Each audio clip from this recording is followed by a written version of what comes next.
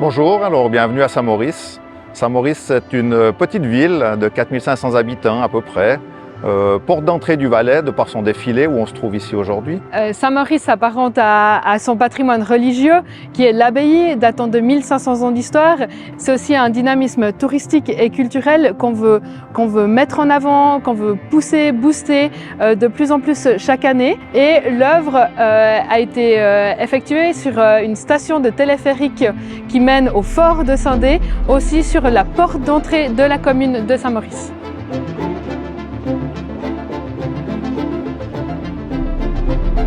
Quand je pense au rapport de Saint-Maurice avec l'eau, ce qui me vient en premier lieu à l'esprit, c'est une maxime d'un très vieux philosophe, c'était un présocratique qui s'appelait Héraclite et qui disait « on ne se baigne jamais deux fois dans le même fleuve ».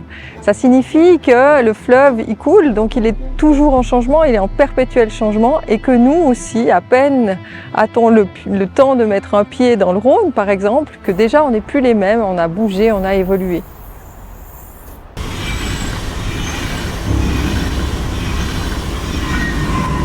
Alors pour la fresque de Saint-Maurice, je suis parti sur un thème abstrait. Le thème de ma fresque était vraiment abstraite, ce qui n'empêche pas qu'elle évoque beaucoup de choses, de par ses formes, ses couleurs.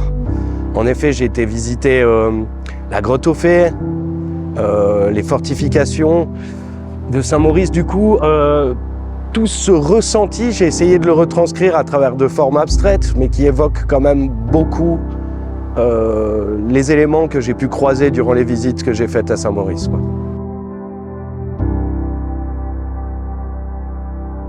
Voilà, ce que je pourrais rajouter aussi en parlant de cette fresque, je pense que le choix de couleurs évoque bien évidemment l'eau, mais aussi sûrement le réchauffement climatique avec ces oranges qui viennent enchevêtrer, un peu faire fondre cette glace. Et puis l'érosion, tout ce qui a été creusé dans la roche par l'eau, ce qui crée ces chemins, ces parcours, ce qui crée ce lien. Et cette fresque est là en fait pour créer une espèce d'unité de tous ces thèmes, quoi, en fait, simplement, quoi. Saint-Maurice est souvent assimilée à une ville encaissée. En réalité, elle est pleine de dynamisme. Elle a dans sa vision une certaine ouverture. Une ouverture par la droite avec son château, son collège, sa grotte aux Fées, ses forts militaires. Elle a une chapelle du Cé qui est plantée dans cette falaise. On a une forêt de pinèdes au sud du Bois Noir qui permet d'accueillir aussi les visiteurs. Et puis quand on revient de l'autre côté, on a une commune voisine avec des bains thermaux, on a des fortifications, on a tout un panel, je dirais, d'intérêt pour le visiteur à s'arrêter, à venir à Saint-Maurice.